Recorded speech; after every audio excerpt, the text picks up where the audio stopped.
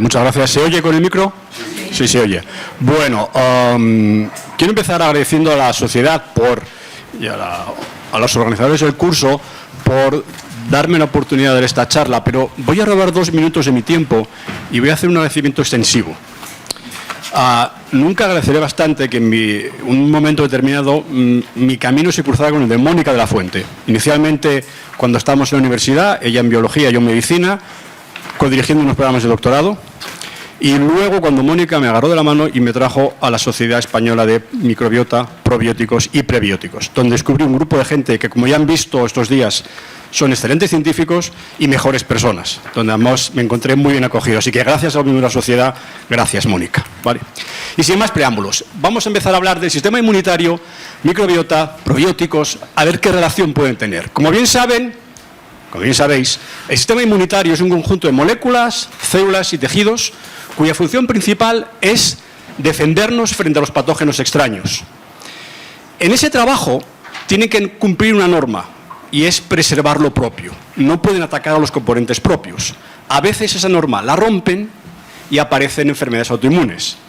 Una diapositiva este va a ser el esquema que voy a seguir. Primero hablaré del sistema inmunitario y autoinmunidad, una diapositiva, microbiota y sistema inmunitario, 3 diapositivas, y siguiendo la propiedad transitiva, microbiota y autoinmunidad, y luego hablaré un poquito de microbiota y cáncer. ¿De acuerdo? Bueno, como he dicho, esa es la norma, pero a veces la rompen.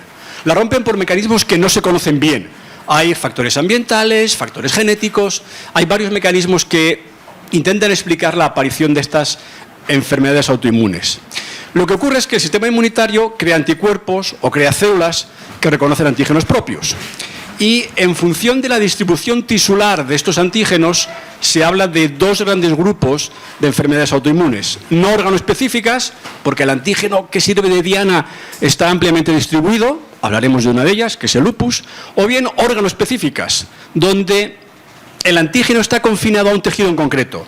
Por ejemplo, la tiroiditis o, por ejemplo, la diabetes mellitus insulinodependiente. Esto es lo que refleja esta parte de la diapositiva. Y el último párrafo dice que la microbiota puede ser relevante en estas situaciones, porque la pérdida de tolerancia, que es lo que ocurre cuando se pierde esta tolerancia frente a lo propio, aparece la autoinmunidad, puede verse acompañada por cambios en la composición de la microbiota. Bueno, 3 diapositivas de la siguiente... Ahora pasa... de microbiota y sistema inmunitario. Por lo que han contado en las charlas hasta ahora, la microbiota tiene muchas funciones. Y una de ellas es importante también, es importante en la maduración del sistema inmunitario. Ya nos dijo Evaristo el primer día que ratones crecidos en esterilidad no desarrollan un sistema inmunitario claro. No completo, tiene un pequeño esbozo de sistema inmunitario, pero no es completo. Y esto es verdad. Realmente la microbiota afecta a los componentes de lo que se llama los componentes de la respuesta inmune innata, que son células NK, también moléculas, como el complemento, o células epiteliales, o componentes de la respuesta inmunitaria adaptativa, que engloba básicamente a linfocitos T y B. Lo que refleja esta diapositiva, y no voy a meter en detalle en esta diapositiva, es que o bien la microbiota o bien derivados de la microbiota afectan, como digo, tanto a componentes de la respuesta inmune innata como a componentes de la respuesta inmune adaptativa. Anticuerpos, linfocitos T, linfocitos B. Hombre, esto es dividir estos componentes en innato y adaptativo es una especie de sistematización. Realmente se pueden imaginar que el sistema inmunitario actúa en conjunto para defendernos frente a los patógenos. Pero hay un experimento muy bonito que demuestra esto que cuento. Esto es un modelo, está modificada esta figura, de un artículo en el cual, en esta parte de aquí, tenemos unos ratones hembra que crecen en esterilidad. Están embarazadas las hembras y cuando nacen los ratoncitos, nacen siempre en esterilidad. En esta situación, el sistema inmunitario está poco desarrollado. Yo lo he esquematizado y pongo no desarrollo. Bueno, hay esbozo del sistema inmunitario. Pero que quede claro, tanto las madres gestantes, los ratones gestantes, como los ratones que nacen están en esterilidad. En la parte de la izquierda hay un modelo muy curioso. Es un modelo de ratón que inicialmente también crece en esterilidad, se infecta con una cepa de Escherichia coli específica, esa cepa desaparece a poco tiempo de infectar a las madres gestantes, nunca llega a infectar a los ratones recién nacidos, así que transitoriamente, pero transitoriamente es una cepa auxotrófica, necesita una serie de factores que como no los tienen desaparecen, transitoriamente infecta a la madre y cuando nacen los ratoncitos, que nunca han visto el patógeno, insisto, porque nacen en esterilidad, o sea que la condición de este y este es igual, pero estos transitoriamente han estado en contacto o con metabolitos de los patógenos de la cepa de Escherichia coli que infectó a la hembra embarazada, o bien de anticuerpos que ha creado la madre frente a estos antígenos de Escherichia coli que por los anticuerpos de tipo IgG atraviesan la placenta, pueden llegar a los ratones gestantes con antígenos de Escherichia coli. Y en esa circunstancia, insisto que cuando nacen están en esterilidad, es decir, aquí y aquí la situación es igual, pero en esta circunstancia sí tienen un sistema inmunitario. Así que el contacto con microbiota hace que crezca el sistema inmunitario, hace que se desarrolle. Es fundamental una microbiota para hacer un sistema inmunitario adecuado. Y añado, tenía una diapositiva, pero para ahorrar tiempo la quité, la comunicación es bidireccional. El sistema inmunitario también perfila la composición de la microbiota. Defectos en el sistema inmunitario hacen que la microbiota no sea correcta, ¿vale? O sea que es una comunicación bidireccional. La microbiota modula el sistema inmunitario y el sistema inmunitario modula la microbiota. Pero aquí quiero que se queden con esta idea. Es fundamental la aparición, la presencia de la microbiota para que se desarrolle un sistema inmunitario eficaz. Así que si esto es verdad, viene la propiedad transitiva. Si la microbiota afecta al sistema inmunitario, puede que esté implicado en patologías autoinmunes. Bueno, esto pasa, ¿eh? Se sabe ya desde tiempo que en algunas patologías está asociada a disbiosis, a alteraciones de la composición de la microbiota. Y aquí solamente marco dos porque son las que voy a hablar: autoinmunidad y cáncer, pero se han implicado en más patologías. Que la microbiota puede estar implicada en autoinmunidad, mejor dicho, que los microorganismos están implicados en autoinmunidad, se sabe desde hace tiempo. Este es un artículo ya antiguo y es una revisión, en el cual se propone, como he dicho antes, la autoinmunidad no se sabe cómo aparece. Así que hay muchas hipótesis, y algunas de ellas implican a microorganismos. Pongo un ejemplo, lo que llama mimetismo molecular. Lo que dice esta hipótesis es: sufrimos una infección por el patógeno A, la respuesta inmunitaria se pone en marcha, como dicen los ingleses, so far so good, pero lo que ocurre a veces es que el patógeno comparte antígenos con estructuras, con proteínas del individuo. Y la respuesta que inicialmente iba frente al patógeno acaba derivando una respuesta frente a algo propio, autoinmunidad. Lo trágico de esta historia es que a veces, muchas veces, el patógeno se elimina, pero la autoinmunidad queda. Esto puede ocurrir. Y hay más mecanismos por los cuales la presencia de patógenos pueden derivar en autoinmunidad. Por ejemplo, una infección prolongada. Una infección prolongada hace que el sistema inmunitario esté sobreestimulado, y cuando está sobreestimulado se escapa a control, hace cosas que no debe. Por ejemplo, autoinmunidad. Así que se sabe desde hace tiempo, hay más hipótesis, más ejemplos, pero no voy a extenderme en ellos, pero se sabe desde hace tiempo que algunos microorganismos, la infección por algunos microorganismos puede estar causando la aparición de enfermedades autoinmunes. Hay patologías en las que esto se conoce más o menos bien. Pero esto no es sensu estricto de la microbiota, es patógenos que nos infectan y que pueden dar lugar a autoinmunidad. Pero bueno, ya se sabe que esto puede ocurrir. ¿Qué se sabe en general de patologías autoinmunes y microbiota? Esto es una lista espantosa, pero yo la pongo ahora y luego viene la diapositiva siguiente, ya verán. Se sabe que en el lupus eritematoso sistémico, una enfermedad autoinmune no organoespecífica, clásica no organoespecífica, que tiene más fama en la sociedad ahora después de Dr. House, porque sus pacientes tenían lupus, muchos pacientes, pues se sabe que hay alteraciones de la microbiota. En la diabetes tipo 1 también se sabe que hay alteraciones en la microbiota. Artritis reumatoide también. Enfermedad celíaca también. Esclerosis múltiple también. Hay distintos patógenos que se ven alterados. Componentes de la microbiota que se ven alterados. Pero, ¿y después de esta lista qué? Seguro que se la pregunto. ¿Recuerdan alguno que he dicho antes? Ya se ha olvidado. Porque es que son listas variables, depende del grupo que trabaje, del modelo animal que utilice, del patógeno. Es cierto, hay disbiosis, pero es muy variada. Y según el tipo de patología autoinmune y según el grupo que trabaje, pues puede variar de uno a otro. ¿Hay algo en común? En general, sí.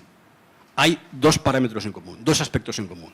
En muchas enfermedades autoinmunes hay disbiosis, se encuentra disbiosis, y un estado inflamatorio que puede favorecer la aparición y el desarrollo, el mantenimiento de la enfermedad autoinmune, y hay un aumento de la permeabilidad intestinal.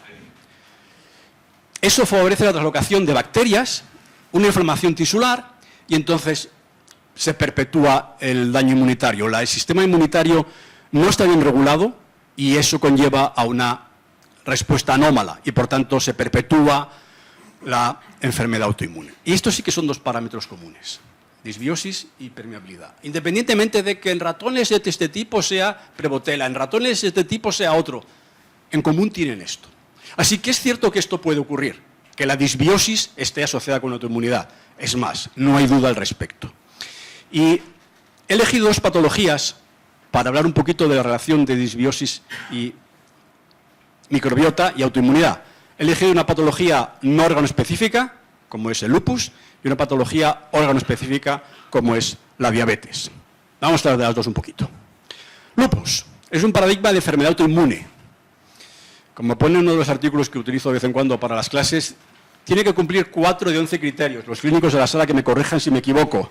Lo cual dice este señor una auténtica medida de nuestro estado de ignorancia de esta enfermedad, porque que cumpla 4 de 11, puede tener ABC, lupus, DEF, lupus.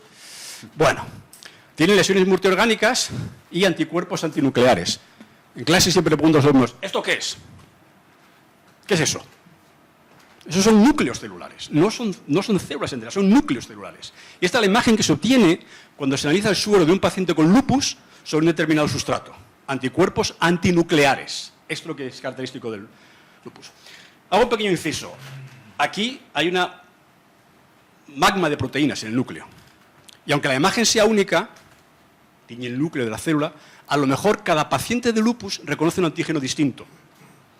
Y eso es, por ejemplo, una de las cosas que puede complicar los estudios de microbiota y lupus. Porque a lo mejor un paciente con lupus que no tiene afectación de anticuerpos es distinto al paciente con lupus que tiene anticuerpos ante un antígeno, que se llama SM, o frente a otro antígeno que se llama RNP. O sea que cuando uno dice lupus, bueno, no, vamos a coger pacientes estrictos de lupus y a lo mejor ahí sí que salen resultados más homogéneos. Pero bueno, esto es lo que hay por ahora. A ver, ¿qué está descrito en estos pacientes con lupus? Pues varias cosas. Reducción de la diversidad microbiana, hay cambios de metabolitos microbianos en sueros se han detectado, aumento de algunas tipos de cepas, disminución de otras, en fin, hay diferentes alteraciones descritas en pacientes con lupus. Pero yo quiero centrarme en esta, en el efecto que tiene Enterococcus gallinarum. Este Enterococcus gallinarum es un patobionte, que ya nos dijo Evaristo que era un patobionte el primer día. Microorganismos que normalmente no tienen por qué ser patogénicos, pero en algunas circunstancias se convierten en patogénicos. Y Enterococcus es uno de ellos. Coloniza a través de la mucosa y llega al hígado y se ha aislado en pacientes con lupus, aislado de muestras fecales y también en suero se ha encontrado, en fin. Y está implicado en la aparición de autoanticuerpos a través de un ligando, que es este ligando de Ariel Hydrocarbon Receptor. Es un ligando que es un factor de transcripción que se activa, como buen factor de transcripción está latente y espera que le llegue algo que le diga, te toca actuar. Y ese algo puede ser un xenotóxico, una sustancia extraña, un tóxico, pero a veces son componentes de la microbiota. A veces son componentes de microorganismos que activan a este factor de transcripción y cuando se sobreactiva, uno de los lugares donde se expresa es en células inmunitarias. Por tanto, ya están disreguladas. Ya se escapan al control del sistema inmunitario. Y uno de los mecanismos es probablemente esto de aquí. Así que hubo un grupo que decidió coger sueros de pacientes con lupus, 303 y 66 sanos. Y miraron la presencia de anticuerpos frente a Enterococcus gallinarum.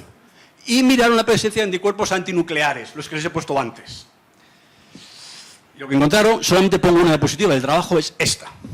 Es que los niveles de anticuerpos antigallinarum son más bajos en los controles, aunque tenían, los individuos control también presentaban anticuerpos anti-Enterococcus gallinarum, pero a niveles más bajos que los pacientes con lupus, y cuando lo comparaban con individuos que tenían o no anticuerpos antinucleares, eran siempre niveles superiores. Es decir, la presencia de anticuerpos antinucleares, o mejor dicho, los niveles de anticuerpos anti-Enterococcus gallinarum eran más elevados en los pacientes que tenían anticuerpos antinucleares. Como dije antes, el núcleo es una magma de proteínas y hay distintas proteínas que sirven de respuesta autoinmune. Entonces, esto es lo que refleja estos nombres aquí, pero vamos a olvidarnos de los nombres. Pensemos solamente en lo que quiere decir, y es que los niveles de anticuerpos anti-Enterococcus gallinarum son mayores en los pacientes que tienen anticuerpos antinucleares. Es más, cuando cogen pacientes con lupus, esto es un control sano, pero estos son un grupo de pacientes con lupus, todos son lupus, pero hay algunos que no tienen anticuerpos y otros que sí. Como he dicho antes, es una población de pacientes heterogénea. Algunos no tienen anticuerpos, pero como cumplen 4 de los 11 criterios, son lupus.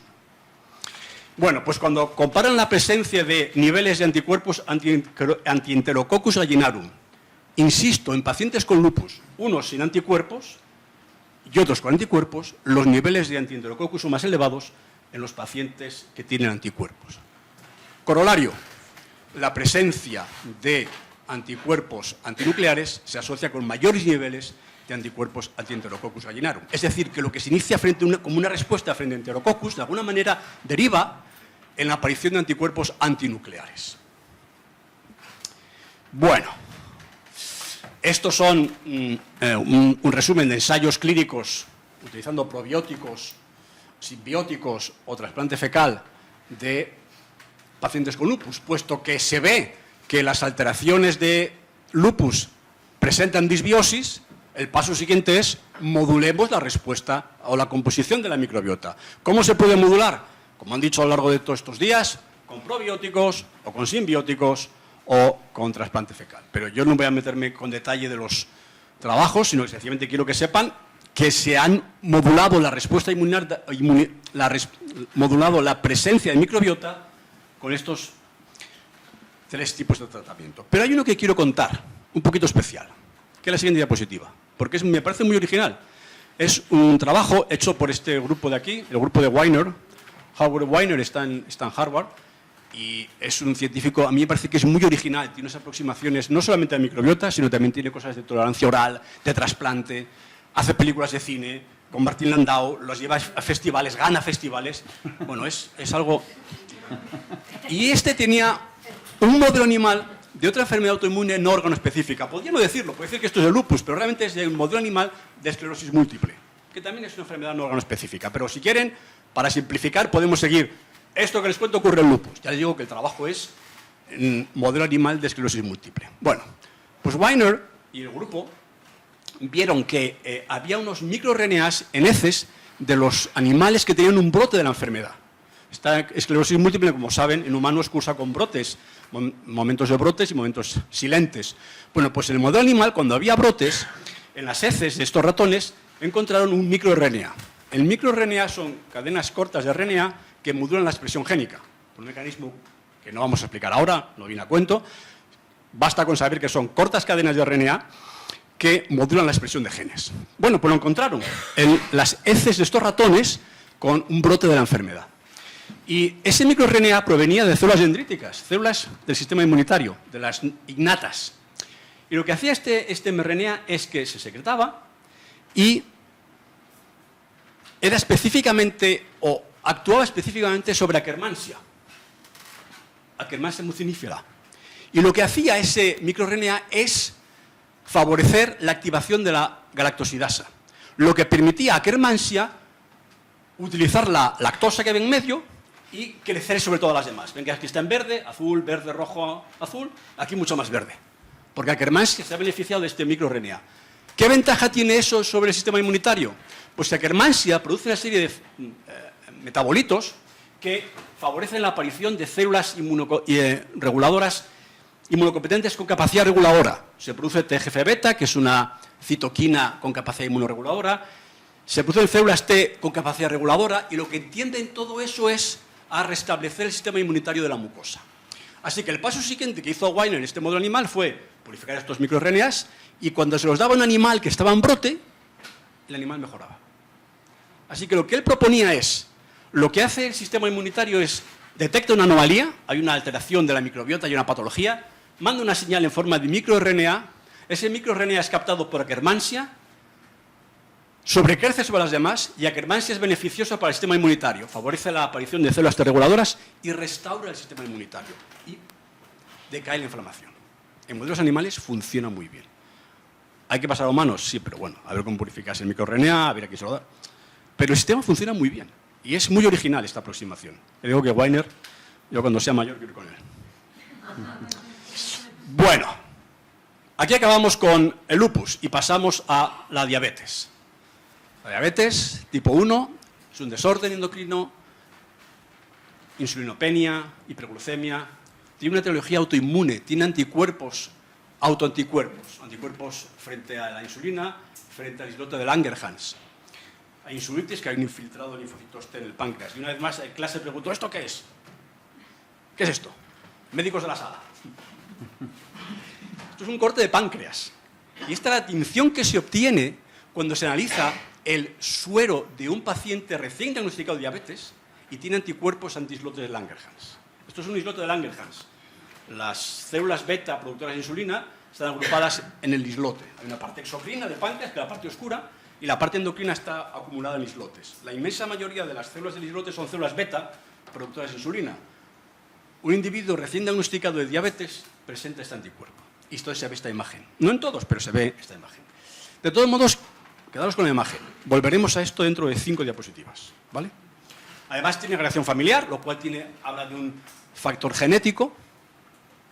No es monogénica, pero hay un factor genético de susceptibilidad y se encuentra disbiosis y hay un aumento de la permeabilidad intestinal. Los dos factores que hemos dicho antes. Aquí en diabetes y modelos animales también se han encontrado estas características, ¿vale?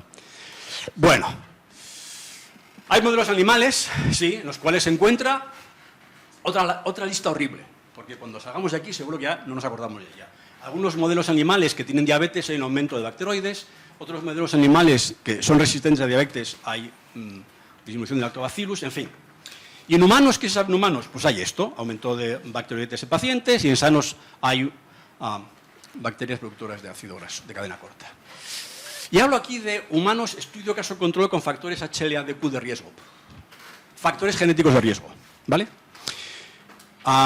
Mi tesis fue de diabetes y hacíamos inmunogenética de la diabetes.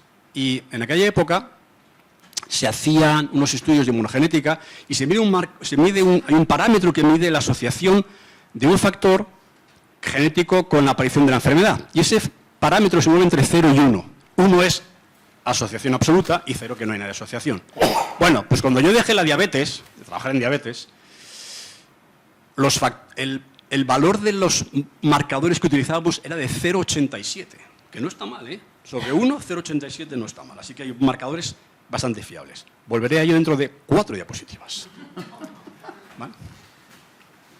Por cierto, este trabajo lo hacía el 12 de octubre y este curso me ha permitido encontrar a gente que estaba conmigo en el 12 de octubre. Almudena, que anda por ahí por la sala, compartió conmigo el laboratorio el 12 de octubre, así que este curso me permite encontrar a gente, antiguos amigos, que no viejos amigos. ¿Vale? Bueno. Este es un trabajo antiguo, de diabetes, pero me encanta y por eso lo quiero contar. Es un trabajo ya del año 2013. Es un trabajo hecho con un modelo animal de ratas. Ratones NOD son non-obese diabetic, son ratones que espontáneamente hacen diabetes. Y de hecho, en parte de la patología, en alguna forma, simula la humana, remeda la evolución humana. Tiene sus características y ahora veré una de ellas. Bueno, cuando crecen en condiciones no estériles, esto que pone aquí specific pathogen free, son condiciones no estériles, la hembra tiene mayor incidencia de diabetes que los machos. Esto es una anomalía ya con respecto a la especie humana, porque en humanos no hay esa bias por sexo. En el lupus sí, hay más incidencia en mujeres que en hombres, pero en la diabetes no. Pero bueno, el modelo es bueno a pesar de todo, ¿vale? Bueno, cuando llegaban a la esterilidad, se igualaba la incidencia. Primer mensaje, en la microbiota tiene algo que ver en esto, porque cuando crece en esterilidad, se igualan las dos frecuencias. Cuando medían los niveles de testosterona, en las hembras en esterilidad subían los niveles y se homologaban un poco a los de los machos. Así que decían, oye, la microbiota afecta a la incidencia de diabetes y afecta a los niveles de testosterona, en este caso en las hembras. Bueno, iban a más. Y entonces hacían, bueno, si esto es así, vamos a hacer trasplante fecal de los machos a las hembras, a ver qué pasa.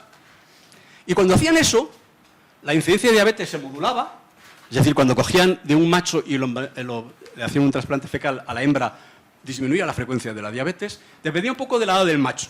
Machos muy adultos ya no eran tan eficaces, pero cuando el macho era joven, lo conseguían. Así que, mensaje adicional, la microbiota tiene algo que ver, porque cuando transferimos de un macho a la hembra, protege de la aparición de la diabetes.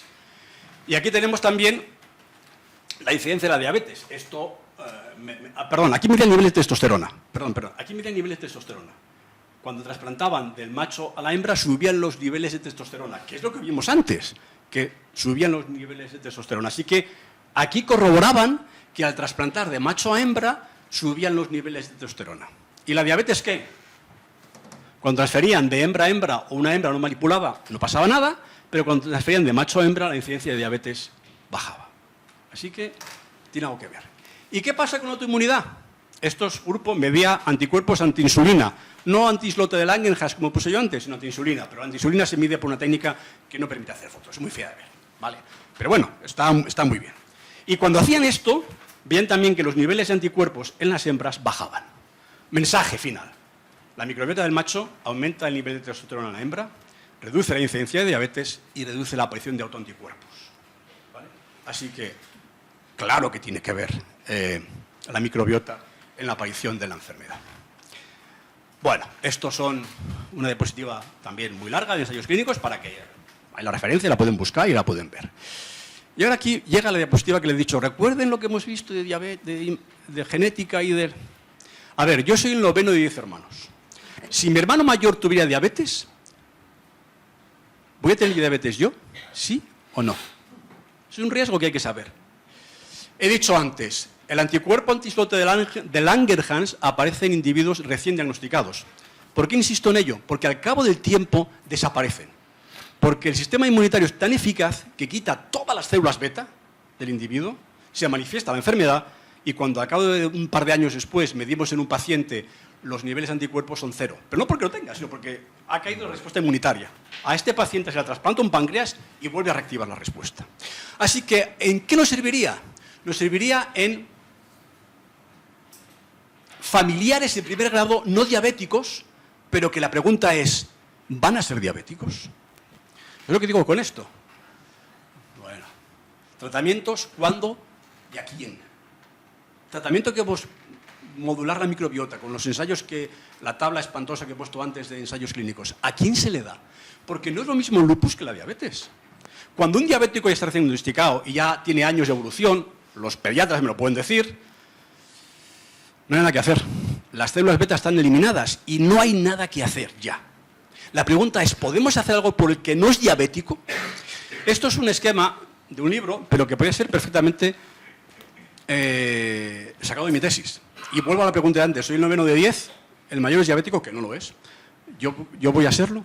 A ver, esto es un estudio de esta familia que tiene 4 niños. Estos 2 son diabéticos a los 10 y a los 9 años y este tiene 3 años y no es diabético. Y la pregunta es, ¿lo va a ser? En verde, veis que comparte un marcador genético de riesgo. Los que he dicho antes que valían 0,87, que son muy fiables. Y además se le hacen anticuerpos y da positivo.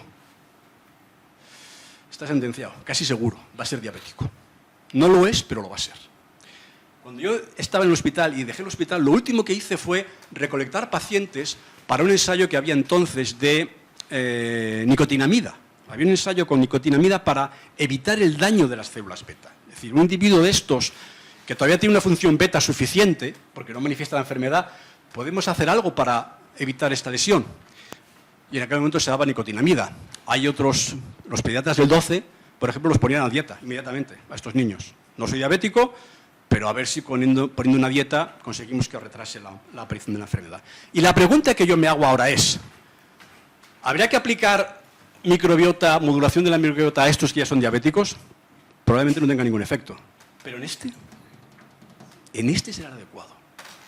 Y hay que elegirlos. Hay que elegirlos en este caso. No es el caso del lupus, porque es una enfermedad distinta, pero en este caso sí. ¿Vale? Bueno. Y ya por último vamos a hablar un poquito de cáncer. microbiota y cáncer. Se han encontrado disbiosis, alteraciones de la composición microbiana en varios tumores, en varios tipos de tumores. Pero, como en el caso de la autoinmunidad que dije antes, algunos patógenos están asociados con la aparición de la autoinmunidad. Algunos patógenos están asociados con la aparición del cáncer ya. Pues el virus, bacterias o parásitos, que su presencia se asocia con la aparición de cáncer. Pero esto no es exactamente en la microbiota, esto es que algunos patógenos ya están asociados a la aparición de cáncer. Bueno, podríamos hablar aquí del Helicobacter pylori, que tiene sus defensores, friend or foe. Hay gente que dice que sí, que es muy malo, y hay gente que dice que no es tan malo. Los digestivos que nos llegan, ¿qué hacen? ¿Se elimina un Helicobacter cuando da positivo? Bueno, ahora sí, por un consenso. Por un consenso, ¿no? Pero bueno, este sí que podría ser un componente del microbiota, ¿vale? Bueno, esta es una imagen de unas revisiones que hacen periódicamente de lo que llaman los hallmarks of cancer, las características del cáncer. Son revisiones muy buenas y la última es del año 22 modificada. Y en esta última modificada ya aparece la microbiota como relevante en la susceptibilidad a la evolución del cáncer. A la aparición, la evolución y, como comentaré luego, a el efecto que tiene en el tratamiento de los cánceres, ¿vale? Para algunos tipos de tratamientos. Así que se encuentra disbiosis en cáncer, no se sabe si es causa o consecuencia. Uno tiene un cáncer, le mira la microbiota y está alterada, pero es porque viene después por el cáncer o porque primero se produjo la disbiosis y apareció el cáncer. No se sabe bien. Lo que sí se sabe es una cosa que contaré luego, y es que la microbiota afecta a los tratamientos, afecta a la terapia. Luego lo contaré. Y no hay que olvidar los metabolitos, que también están implicados en la aparición o la protección frente al cáncer. Los ácidos grasos de cadena corta son moléculas que produce la microbiota y que favorecen el sistema inmunitario, que en algunos casos protegen frente a la evolución del cáncer. Bueno, este es un trabajo del grupo de Mari Carmen Collado. Una pena que no esté aquí hoy para comentarlo, porque lo hará mucho mejor que yo, seguro. Porque ya que hemos hablado de disbiosis del cáncer, uno cabe preguntarse, a ver, sí, un paciente con cáncer tiene una alteración de la microbiota y un individuo sano pues no tiene esta alteración. La pregunta también que puede ser es, en un mismo paciente, un tejido tumoral, cáncer de colon, es el de trabajo, ¿es distinto en cuanto a la composición de la microbiota del mismo paciente de un tejido sano? Yo estoy haciendo lo mismo con cáncer gástrico ahora. Me hacen una biopsia gástrica, me mandan un tejido tumoral y me mandan un tejido sano. La verdad es que cuando yo empecé a hacer el estudio no era por microbiota, por eso mi llegada aquí fue un poquito más de rondo, porque yo miraba poblaciones linfoides, respuesta de células linfoides en la zona tumoral y en la zona sana. Pero se puede hacer la misma pregunta en microbiota. ¿La zona tumoral de un mismo individuo es distinta en la composición de la microbiota de ese mismo individuo en un tejido sano? En un tejido intestinal, no digo tejido cutáneo intestinal. Digo, no, biopsia intestinal, zona tumoral, zona sana. ¿Son distintos o no son distintos? Y el trabajo de Mari Carmen Collado descubrió que sí, que esta curva mide composición de la microbiota, vamos a simplificarlo, y en la zona tumoral es distinta de la zona sana del mismo paciente, del mismo tejido intestinal. ¿De acuerdo? Y cuando hacía un análisis por componentes, veía claramente que la zona tumoral, la zona de los pólipos próximos, que no eran tumoral, pero ya eran pólipos, se diferenciaba claramente de la zona de control. Así que el mensaje es claro.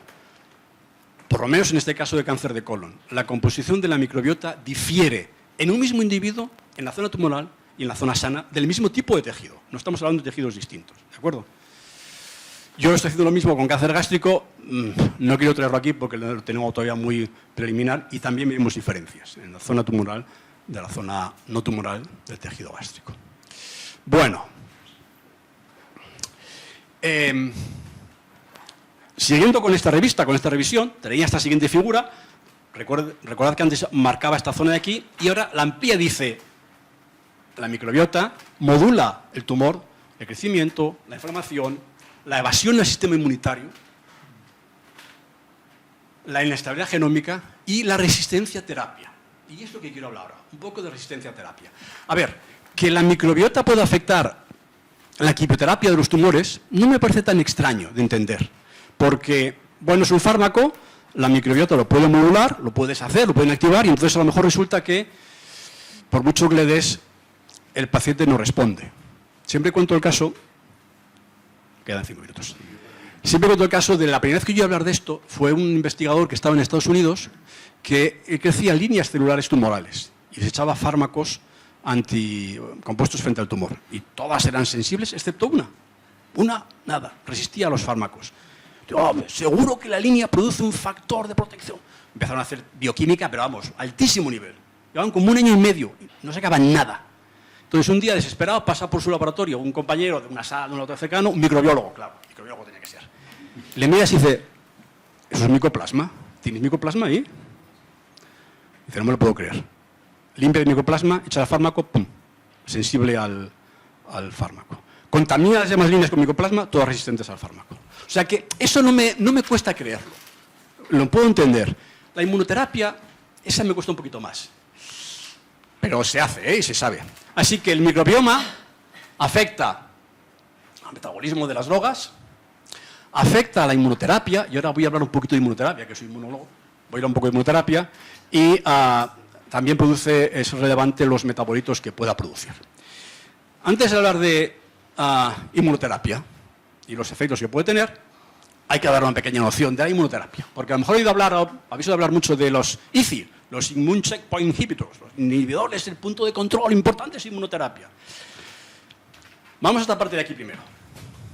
Cuando la respuesta inmunitaria se pone en marcha, cuando un linfocito T reconoce algo y lo va a eliminar, se produce un baile de moléculas. Las moléculas buscan su pareja de baile y se engarzan unas con otras, ¿no?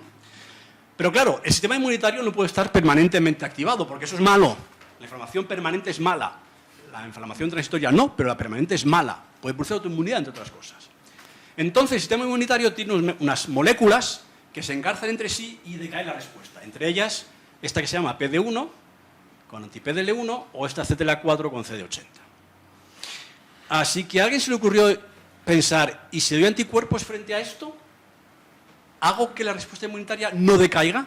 Porque en una infección esto ocurre y está muy bien. Pero imaginemos un tumor. El tumor se pone en marcha, el sistema inmunitario responde frente al tumor, pero cuando le toca en la fisiología, le toca emparejar a esto con esto y a esto con esto, la célula inmunitaria dice, me han dicho que me apague, plum, se retira y el tumor crece. Así que a alguien se lo quiero decir, ¿y si hacemos un anticuerpo que bloquee esta señal? Un anticuerpo que interaccione aquí, aquí o aquí, de forma que el sistema inmunitario nunca se apague o que se recupere esa activación. Bueno, pues hay anticuerpos frente a esos, ipilimumab, pembrolizumab, atezolizumab. Tengo que decir que este y este valieron 2 Nobel, uno para cada uno de ellos. O sea, descubrir estos anticuerpos y la función que tienen han sido premios Nobel hace 4 o 5 años. Así que esto es lo que se hace ahora. Se dan anticuerpos monoclonales con la esperanza de que esta señal no se ponga en marcha, hay un bloqueo de la inhibición y las células T permanentemente actúen frente al tumor. Sorpresa, la respuesta a esta inmunoterapia depende de la microbiota. No es igual de eficaz en todos los casos. Depende del microbiota. ¿Por qué? Ahí hay un poquito más de